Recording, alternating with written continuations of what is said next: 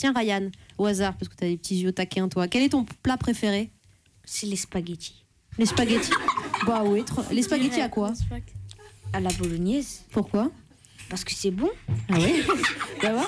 Il a tout résumé. À partir du moment où c'est bon, Thierry Marx. Il n'y a pas de. C'est vrai que c'est le propre de la cuisine, c'est d'être bon et de faire plaisir. C'est plaisir, bien-être et santé, la cuisine. Ils viennent de l'école élémentaire Eugénie Coton. Ils ont entre 8 et 10 ans. Je vais donner la parole à Gaël qui veut vous interroger, Thierry Marx. Bonjour Gaël. Bonjour. On écoute ta question. Pourquoi est-ce que c'est important pour vous de donner des cours de cuisine? Pourquoi c'est important? Parce qu'il faut transmettre. Ce qui, moi, m'a été transmis aussi. Donc, le rôle de nous, qui sommes les aînés, c'est de transmettre pour que ce patrimoine culinaire français continue à vivre au-delà de moi et de mes confrères, et que ces jeunes gens s'intéressent à ce métier.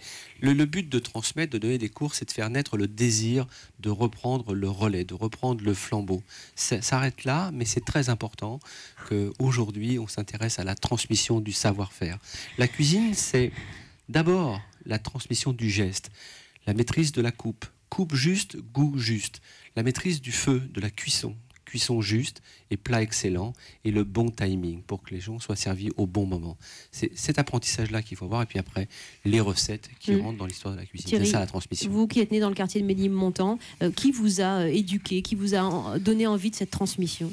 Moi, à Ménilmontant, celui qui m'a donné l'envie de la transmission, c'est Bernard Ganachot, qui était le boulanger du 140 rue Ménilmontant, qui a créé la flûte Gana. Qui a créé la flûte Gana et surtout qui a cassé les codes. C'est-à-dire que quand on prend les années 70, on est dans une boulangerie qui se veut très productive, mais pas très qualitative. Lui, il va casser les codes, il va dire non, je ne suis pas d'accord, je vais ramener l'excellence, d'abord dans le quartier de l'Est parisien, et il a commencé à remontrer le travail du pain au levain, la cuisson au feu de bois, etc.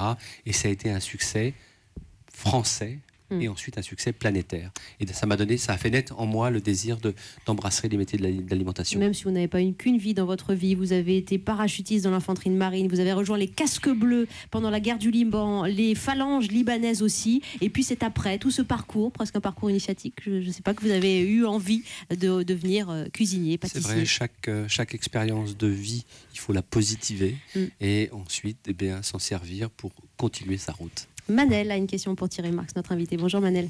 Bonjour. J'ai 2 questions. Vas-y. Et près du micro, s'il te plaît. Quel est votre plat préféré? J'ai pas de plat préféré. Très honnêtement, j'ai pas de plat préféré. Les plats préférés, c'est les plats que je vais créer. Mais il y a un produit que j'affectionne tout particulièrement, c'est le pain et le chocolat.